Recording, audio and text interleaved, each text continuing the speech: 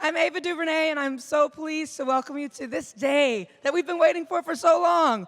So this these seats will be filled with the cast and the creators and all of the people behind this wonderful final episode. So let's just jump in and get started. All right, look at them. Aren't they beautiful? They're fantastic, and they're all here. Exciting. So let's get started and just dive in. As the only other person to take the reins of this twice, besides Mr. Lucas, what was the difference between your first day working on Rise of Skywalker and your first day working on Force Awakens? What happened in the middle? Were you more confident? Were you just as scared? What happened? Well, first of all, thank you, Ava, for being here. We're very lucky to have you. Thrilled to be here. I think the difference is that the pressures shifted. We didn't know at the beginning of Force Awakens exactly what it would look like to have Daisy Ridley and Adam Driver and Oscar Isaac and John Boyega, and what would that cast be like? And we had to figure it out and discover it. The first day of Rise of Skywalker, we sort of knew some of those things. We knew those things were working. What we didn't know was everything else. And this was wrapping up, not one film, not 3 films, but 9. And so the responsibility was significant. And the movie, this is a pretty big picture. The scale of the movie is pretty enormous. And we knew that none of that would matter, none of it would work if you didn't care deeply and track with the people. So the most important thing, the people, we were good with. We knew we had this incredible cast who I think have gone above and beyond anyone's expectations and are truly spectacular in the film. Yeah. Just to continue to ask you though, this is doesn't have a comic book to follow the story. There's no blueprint for this. This is coming out of you and Chris's head. And what you had talked about was, wrapping up 9 films. That's an awesome responsibility. So at the moment that you accept the invitation to do it, and it's the next day and you're home, and you're thinking, oh wow, I gotta end this thing. Just personally, as a longtime fan of it, what was your personal process to get there? Did ideas start to come immediately? Were you quiet for a while? Did you meditate? Because we had worked on Force Awakens, Larry Kasdan and I and Michelle Rejwan and Kathy, producers, we had talked about quite a few things back in the day. So it was a bit of sort of picking up where we had left off. And the fact is that what Rian Johnson had done in Last Jedi, had set up some things that were sort of wonderful for this story. One of the things being that the cast was separated. The characters weren't together for the entire movie, essentially. So this was the first time that the group got to be together. Chris and I got together. We knew immediately we wanted to, tell a story of a group adventure. There were some very specific things that we were both drawn to immediately. And we just started doing the thing that you do, which is you say, what do you desperately want to see? What feels right? Why JJ? Why JJ? Why this guy? The one thing I know about Star Wars and the one thing I know about these kind of tentpole movies is this unique combination of needing dramatic storytelling, gravitas, and a great sense of humor. And I think that there's few filmmakers that really embody both of those things and also have the capability to really manage something this huge. And JJ was my first choice. So that was an easy one. Absolutely, yes, yes. Chris, when the initial call came in to co-write this screenplay, how long did the kid in you do somersaults before the writer in you started to hyperventilate? Because I don't even know how you approach something like this. I think I was on East 12th Street in Manhattan when I spoke to JJ. JJ had been calling and leaving messages, and I was in a screening. And I didn't have JJ's cell phone number in my cell phone, so it was sort of a random 310 number. And I thought, why is this random person in Los Angeles calling me? Right. And finally, I listened to the message, and I sort of hyperventilated a little, and I called back. And he said, hey, do you want to write episode 9 with me? Wow. Didn't say the word Star or Wars, just said right. episode 9. So for a good 8 minutes, I let myself sort of leap into the air, and then we realized, oh my God, we have to land this vehicle somehow. Yeah. We have to land the biggest Star Destroyer in the world on this, on the head of a needle. And then we got to work. I live in New York, but I came out to LA, and JJ and I just started at Bad Robot. There's a room with these whiteboards, with these blank whiteboards, and we just started writing in dry erase marker on whiteboards, and then eventually the boards became a Word document that was 10 pages, and then 50 pages, and then 121 pages, and then that became the script. I'm going to jump into some of our newbies before we go to the OGs, as we call it in Compton, where I'm from. So let's start with Kerri Russell. Kerri Russell, who the hell are you? And what are you doing here? You play Zori Bliss. And I just have to tell you, love her. I mean, love her. She's hot. She's badass. From the moment you see her, I just wanted to see more of her. Can you tell us a little bit about her? How did you approach her? And did the anonymity of being masked as an actor add something new for you to play with? Definitely. No, JJ called me or emailed me and said, "Do you want to be in Star Wars?" And I was like, yeah. And, but then he told me about the idea about the mask, and yeah, personally, I love the mask. I mean, that's my fantasy dream sequence, that I can see everyone in this super tough version of myself, costume, and no one can see me. I mean, that's my dream. It's a real power play in a way, because no one can really see what you're thinking, but you can see everyone else. But yeah, it was amazing, and I've known JJ for so long, and I just feel like we have a shorthand, and we speak the same language in a way, and I just feel like JJ got to finish a piece of history in a way by getting to do this, and he did such a great job. He really did. Jana, Naomi, welcome. This is a big thing to step into. You're, for any actor with tons of experience and a lot behind them, it's a lot to step into. Let alone someone who's newer to the scene. Yeah. So, did you just come in and say, you know what, I'm gonna walk on with just swagger. I'm gonna be fearless, or did you just, just kind of, how did you prepare? Did you have a defining moment where you knew how you were gonna approach this? I felt like it was really through the physicality. Like I felt like Jana's strength was in her body. Like, she's a very grounded character. So when I got to training, that's when I started to be like, okay, I got this. right, okay, like being able to do pull-ups and horse riding, and then I guess with that came like confidence that I hadn't previously experienced, and then working with JJ and figuring out like what the balance was between, strength of a character, but also a vulnerable side. Someone with a heart. We don't always have to just be like strong and fierce, but you can also, sometimes vulnerability is strength at the same time. So kind of finding that balance was really interesting. And I feel like we found it by the end. I mean, literally, and also, like, because we watched it yesterday, I'm not being funny, like, I left it, like, my heart was beating so hard, and it's the most visually beautiful thing I've ever seen. It makes you feel like a child, and there was an element of feeling like a child on set that, I mean, it's like the whole cast allowed that to happen, and JJ was the one who allowed us to be here, so yeah, very grateful. Yes, well done. Kelly Marie Tran, you're back. You're back. What was the camaraderie like on set, getting the gang back together? Like I said, as you're watching it, it's just so heart expanding to see everyone in the same scenes together. What was it like actually doing it? It was really wonderful. I think that from the last film, there seems to be such a, bond between everyone. And then also the new guys. Like, everyone just feels, it sounds so cheesy and so cliche, and it is, but it truly feels like everyone's a family, and we're all just there to have fun and be part of something that's so much bigger than us as individuals. And that's a really cool thing to share with people, so. It felt like these scenes denoted community, right, in the scenes within them, but they also were very closely connected to Carrie.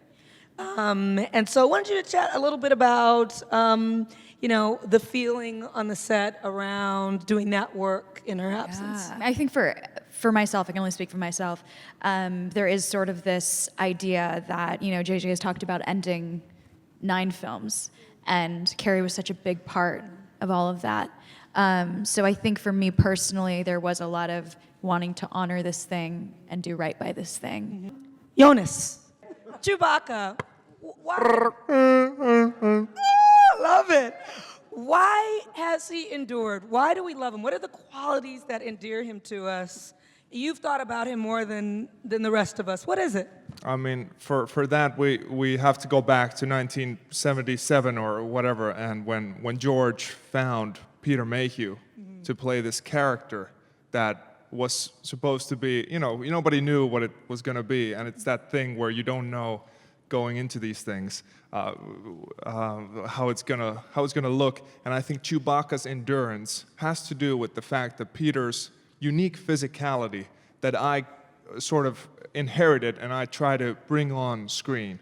He created this character that moves not quite like a human. It's very unique, the way Chewbacca appears on screen, and the way he's.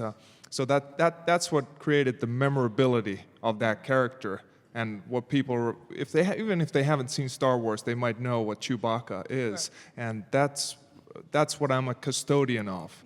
And that's what I've taken. And when Peter passed this last year, I was heartbroken. But I like to think that in this film, I attempted to do him justice. And while working with this incredible cast, I'm really happy that we're part of something that's so much bigger than ourselves, but that we still get to play and have fun in. And for that, I'm forever grateful to be a part of this. Anthony Daniels, the great. Can we give him a round of applause? Immense respect to you, sir. You've been in all of the Star Wars episodes. This is your final walk as C-3PO. It's been a joy to watch you through every film. So thank you for what you've given. It's Thank really you for fantastic. saying that, and thanks to everybody who has kind of been fond of 3PO over the years. Some of you will be there. Yes. Thank you very much. More than fond. We love him. Can you just sum up your journey as an actor? You've done something in these films that hasn't been duplicated, that no one else has done. You've touched every one of them. You've worked across all of the worlds, all of the planets, all of the ideas and the stories. I don't know how you'd start to summarize it, but maybe you can try. Well, I've just realized in the last few months something that I hadn't ever got before. Because I've been in all of them and all the spin-offs and stuff, I am so close to it. And I said it's rather like having your nose up against the planet. You can't see how big that planet is. And gradually now, I'm beginning to get a perspective on it. And that comes from talking to fans, to people who say what Star Wars has meant to them over the years. It's meant something completely different to me. It's a job. It's kind of fun. It's kind of awkward sometimes. As we all know, it's not a smooth ride. But finally, I'm getting to see it almost from the other perspective, and that's the perspective of the audience who've been there all this time. And I'm really glad to have survived all this long enough to get this perspective. You've got a unique perspective that no one else has. Right. Thank you. Richard E. Grant. Your Twitter last night was epic. Your tweet was epic. You were on cloud nine after seeing this film. I'd just like you to talk a little bit about your reaction to the film for those who did not see. Can you get back to that moment and share with us what you felt? I thought that Disney would sue me for You were very emotional. because I think that you're not supposed to say anything about it, but I didn't tweet any spoilers about it at all. But having seen it first when I was a theatre student when I was 20 years old, and before any of the younger cast were even born, it's an extraordinarily emotional thing to see just the passing of time that goes through all of these movies. And it felt really like a combination of everything that I've read in the Bible, Greek mythology, The Wizard of Oz, all, rolled into one in this extraordinary summation of the whole story that delivers an emotional wallop at the end that I was totally unprepared for, and I was wiped out, and I barely slept. So thank you very much for having me. Mr. Williams, so your career is much bigger than movies for many people, and it is for me. And I just wanted to talk a little bit about Lando and how you approached it as an actor, coming back to a part so many years later. Did you look at the previous films? Did you just, use the script that was in front of you? What was your process as an actor to get back to him? I have a lot of admiration for this young man called Monsieur J.J. Abrams. Yes. And it was pretty much, when I worked with George, that was an opportunity to work with somebody who was really extraordinary. And here again, I have an opportunity to work with somebody who's really extraordinary.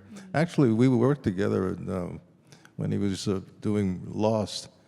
I played myself playing a killer, which I thought was a very interesting idea. And I thought, this guy is really crazy. But fabulously crazy. But anyway, this has been a great pleasure for me. Coming back to do Lando. I didn't think that it would happen. I just wrote it off, and I said, well, I did what I had to do, and that was it. But when I got the call from JJ, and then when we met, I just sat there and I just chuckled. Because I thought it was just a wonderful gift. Yeah. So I'm a very, very happy human being right now. One of my favorite actors is up on this dais, and I feel like he can do anything. His name is Oscar Isaac. And Poe feels different in this to me.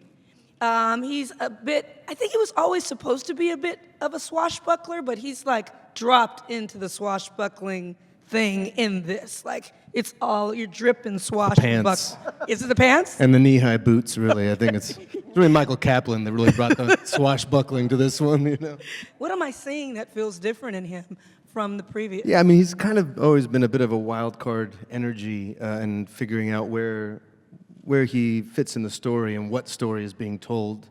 And I think with this one, JJ and I talked a bit. I remember JJ being excited about kind of dirtying up the squeaky flyboy image that he's had for a bit and just revealing a bit more of his personality. And I think that really comes out because I've been taken away from my little box in space and, I get to join my friends this time and you really get to see the interaction with the three and the hope that I think that he in particular brings in this one. There's a kind of a relentless, almost aggressive optimism that he has, and how that is tested, and how he tries to be there for his friends, tries to push them along even when it seems quite hopeless. And then I think also the way that we approached shooting a lot of these scenes, there was a looseness to it. There was things shot in big, beautiful, choreographed takes that are just astounding to watch, where you'll follow one character walking through this maze of an amazing planet with all these stormtroopers and aliens, and you realize it's all this one amazing continuous take with then us talking over each other. So it was that kind of trust that JJ kind of that allowed, I think, a real spark of vitality. You and John, John is like walking charisma, like charisma on legs. Like if you look up charisma in the dictionary, it's John with legs. The two of, I have a different dictionary, special one. But the two of you have, it might be the greatest bromance in. It's juicy. It's hot, it's good. But this connection, was it something that you all had to work at? Is it something that is contrived and you really don't like each other? Like how does this clicking that we see on camera? John, can you speak a little bit to the relationship? When Oscar first came in, there was some other actor that I read with, and the chemistry was blatant, and there was a natural vibe between me and Oscar. I don't even know why. I just liked the guy. And I just walked into my dressing room and it was so sweet. He's like, you want to run the scene before? I was like, yeah. And then we just got in the dressing room butt to butt and ran the scene together. Yeah. And then from then on, we've been in that position ever since. I just think, it is what it is. It's just a good chemistry, and I think I felt most comfortable when I was while auditioning doing the scenes where Poe was involved anyway, because I've always liked the guys in the film. I just like the boys. You know, I love that. I love that element, and I was glad that we could find that in our relationship. Yeah, it really comes through. It's beautiful. It's really fun to watch. Anything that you learned from this part that you were surprised that you learned now that, you know, we're at the final episode from when you first tackled it to now? A big lesson that he gave you when he talks to you in his head. And I'm not talking about JJ, I'm talking about Finn. Oh, Finn. When Finn talks to you in his head, not when JJ talks to you in your head. What has he taught you? I just like loyalty. Loyalty is something that I find very, very important in my personal life. I think it's super important to be loyal and to understand the way in which people want to be loved and communicated with. It's like, you know, proactive love is something that Finn does on a day-to-day basis, you know. Throughout the film, a lot of the times, Rey is going off on this, you know, really hard journey as a character blessed with so much power, and Finn tries to support her in that journey, and sometimes it's hard. And, you know, in my real life, you know, if I've tried to get in contact with you 3-4 times and you're going off, I'm going to leave you alone. Finn's going to come for you and try and make it work regardless. So Adam, you, am I technically in the proper Star Wars lore if I don't just call him Kylo Ren? He's also Ben Solo, right? Like if I say Ben Solo, is that also accurate? Or no? Can he not be Ben Solo, or is he rejected Ben Solo and I should not use those words? Wow, he's really thinking about it. Yes and no. Okay, well, let me ask you. My question is, in your performance of Kylo Ren, did you allow Ben Solo and who he was before to influence the way that you played Kylo? Or once you entered into Kylo Ren, were you in a completely different space? Did you bring his legacy and his heritage into the performance with you in this piece? In this one? Yes. I think maybe subconsciously. I don't think it's when people are actively trying to deny a certain part of their lives, I think they can do it pretty successfully. And then it just turns into what is happening around them that brings it out in them. So I think maybe, but it's not. I don't think it's something that we actively talked about playing it. But it definitely is the thought to have. And since you... But I think that's a testament to the writing that from the beginning it was never someone...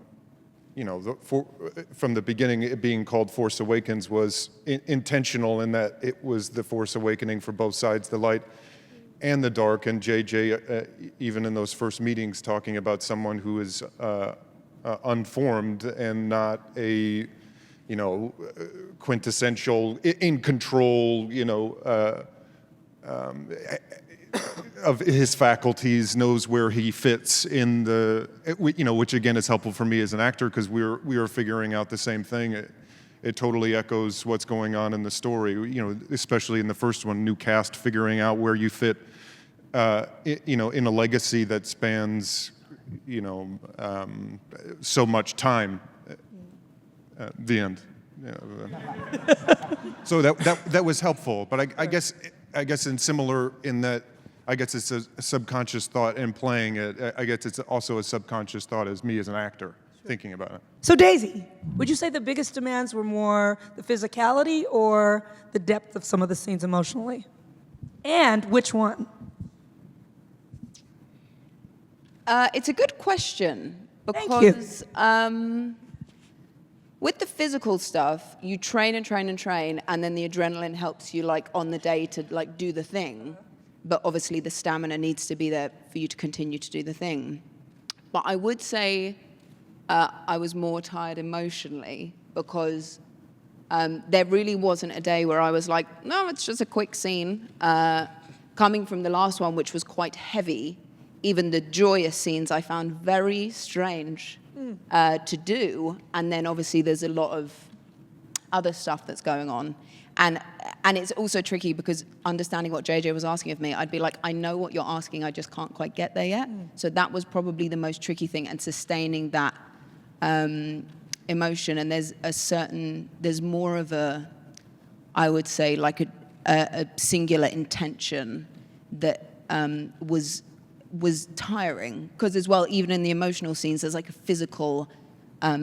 containment that is tiring. So really, I've not answered the question, and both things were hard. But what was it about the joyous scenes that created more of an obstacle for you? It's just so strange because I've gone from, a film with a lot of being like, please be my friend, Luke. And he's like, go away. And I'm like, no, please. And then, very emotional stuff with Adam.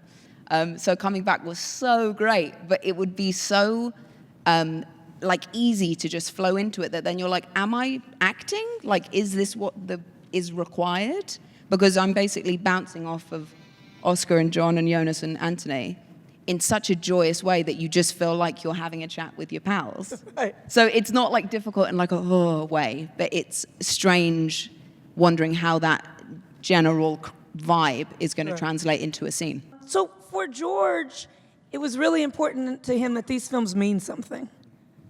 That they aren't just, popcorn films, that there's some universal truth to them, that something is being conveyed, that this is soul food. It's supposed to stick to your ribs. And he wanted to say something through the ones that he worked on. You're the only director that's done it more than once besides him. So in this final piece, I always hate getting this question, but I'm going to give it to you anyway, my friend. What does this mean, and what do you want to say with it? That's a terrific question. I like to think that when you're working on something, especially something, and I say something like this as if these kind of things come along all the time, and they never do. And I'm still grateful to that call from Kathy. The truth is that there's the movie that you're presenting to the world, and then there's the thing that you're doing, not necessarily secretly, but meaningfully. We live in a crazy world. We live in a crazy time. And Star Wars for me was about hope. And it was about community. It was about the underdog. And it was about bringing people together and seeing all oddballs represented, and the most unlikely friends and the most unlikely places, and the family that you make is really your family, And so to tell a story that is, of course, a giant spectacle and a sort of, like you say, the blockbuster wrapping. But the thing that mattered to me most, more than all the spectacular, unbelievable, I would argue, best work ILM has ever done, all the departments going beyond expectations, the thing that matters, I would say, most and only in the film is really the people who are sitting here, and what you're watching, and the eyes of the characters, and the heart of the characters. So for me, rather than give away sort of themes that Chris and I talked about doing, from the beginning, and what our specifics are, I will say that it really is about hope, and it's about coming back to a sense of possibility, about unity, and if Star Wars can't do that for us, I don't know what can. And now it's your turn. Time to ask questions. Here we go. Ma'am in the front. Yes, you. Here's a mic coming for you. Hi everyone, Kira Lynn with Hollywood First Look Features. This message is for JJ and Chris. Being able to sit down and write a screenplay of this magnitude, I want to know what it was like when you guys realized that it was finished. Like you were done with the story. Like, I can only imagine what that would be like. Is it finished? Is it? Ha-ha. Well, there was a moment in the process when JJ and I were agonizing over something in the third act, and we were in a room with Michelle Rejwan and Kathy and JJ and I, and we couldn't seem to get it, and we went outside the room, and Rick Carter, the production designer, sort of legendary production designer, said, "I think the reason you and JJ can't write this scene is because you don't want Star Wars to end." And I looked at JJ, and we knew he was right, and then we had to go and write it.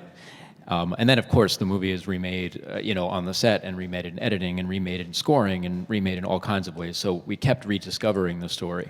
But I have to say, it was I think both of us mourned the moment when we typed the characters' names for the last time. I mean, the moment of joy you have when you type, Lando, and type some words underneath Lando is something that is indescribable. But also the moment of sadness and longing when you type it for the last time is memorable. What Chris said. I will only add that when I called Chris about asking if he would be willing to do this, and you screamed because you were such a Star Wars fan, which I had been told. I was such a fan of Chris's, had read a number of his screenplays, and Argo I thought was just so beautifully written, and I needed to have someone writing this with me who would, from the very beginning, remind me of how much Star Wars meant, who hadn't been inside of it before the way I had. And I said to Chris at the very beginning, if you do this, you're going to be with me the whole time to the very end. And Chris, being the humble man that he is, made some self-deprecating joke about how I won't want him around, whatever. And we were together throughout production, throughout post, in the trenches with Michelle, with Kathy, kicking every tire, shaking every tree, doing everything we could to make sure that we were telling the best possible story we could. And I cannot tell you how grateful I am for this gentleman's partnership on this movie. Yeah. Just questions for JJ. Can you tell me about the process of integrating Carrie Fisher into the film and how you worked her to the story, the footage you had found from The Force Awakens, and what that process is like, even emotionally, for you and everyone involved? Yes, I like everyone here who knew her, loved Carrie. And I knew her for a long time, not very well, but I knew her for a while before Force Awakens. And obviously, as we've discussed, the idea of continuing the story without Leia wasn't a possibility, and there was no way we were going to do a digital Leia. There was no way we were, of course, ever recast it, but we couldn't do it without her. And when we went back to look at the scenes that we hadn't used in Force Awakens, what we realized is we had an opportunity, and we could use that footage, use the lines that she was saying, use literally the lighting. That was amazing. Okay, watch this. The lighting. That was creepy. Hi, Carrie. Yeah. Hi, Carrie. That's so Carrie, by the way, to do that. Yep. Really weird. In any event, we knew that we had an opportunity to use the footage to create scenes that Leia would be in. And of course, had Carrie been around, and it's still impossible for me to believe that she isn't, because we've been editing with her for about a year, and she's been very much alive with us in every scene. And it ended up being, if we had Carrie around, would we have done some different things here and there? Of course we would have. But we had an opportunity to have Carrie in the movie, and working with all the actors, including Billie, Lourd, her daughter, who's in scenes with her, we were able to, I think, do something that Carrie herself, I'd like to think, would be happy with. She's great in the movie, of course, and it's still emotional and moving to think of her and how sad we all are that she's not sitting here with us today. The question was, what do you want your legacy to be? I think in itself to be part of something, like a lot of people in cinema are talking about representation and change and aren't doing it. So I think in itself being part of a team of people that look a little different, that are from different places, like in whatever form that is, gender, race, whatever it is, I think that in itself is a legacy to be proud of. Yeah, I think, and like JJ was saying, this is a film of hope. And I think we are reflective of the world at large. There are a lot of people up against magnificent forces that are fighting the good fight, and the characters aren't real, but what they're doing is perilous in cinema. So to be able to portray, even a tiny part of that in this crazy world is very special. Hi, congratulations on all the work that you guys have put in. My question is for John Boyega. I remember way back when you did Attack the Block and you had your first junket with like a press conference table. Like, how does it feel to have a global audience like love you for this character and Finn and for this production, coming from where you came from as early on in your independent movies? Like, how do you carry yourself now with this global respect and love from the world? I don't know. I just think I'm not the only one in it, so it's cool to be able to share the load. I guess I've been on this journey with Daisy really more than anyone else, just in terms of circumstance and understanding of culture. Well, pretty much there's a 100% understanding of our background and where we're from. And then while we were auditioning, obviously we were, I had more money than Daisy when we were auditioning. I think you had like £17.55 in your account. And it was in minus too, so she was definitely going over the transaction limit. And we were just able to relate on that, even that kind of level where it's, most of the time actors have this kind of like, kind of mystery about the personal things. We stripped that bare, and I think that having this connection more than anything, like if I feel any type of way, or if I experience something that's weird, or if I'm at a store and I'm like, oh, I just saw something, I always just message Daisy, because I just know that that's somebody that would 100%, relate. And I guess this way has been my way of experiencing, the whole thing. But it's definitely also been a huge life change for all of us, and that in itself is exciting. Thank you, JJ. Thank you, everyone here. Thank you, Kathleen, for being the shepherd of this beautiful story, and thank you all for being here. Can't wait till you see it. You're gonna love it. Thank you.